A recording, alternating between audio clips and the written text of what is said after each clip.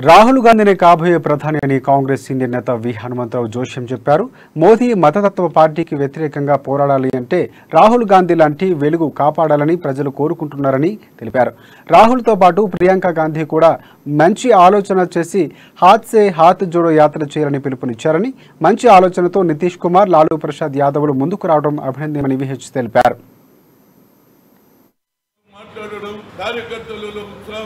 ప్రజల్లో కూడా ఒక ఆలోచన వచ్చింది. నరేంద్ర మోడీ ఎలాంటి మాటలు చెప్పాడు, ప్రజలకు 2 కోట్ల ఉద్యోగాలు ఇవ్వాలని, నిరుపేదలైనటువంటి నిరుద్యోగ యువకులు కానీ, పేదవాడు కానీ, రైతులు కానీ సంవత్సరం పొడవు వాళ్ళు పండించిన పంటకు సరైన ధర ఇవ్వాలని అడిగితే అది కూడా పూర్తి చేయలేకపోయాడు. కాబట్టి ప్రజలు ఈనాడు రాహుల్ గాంధీని చూస్తున్నారు. ఇది శుభసూచకం.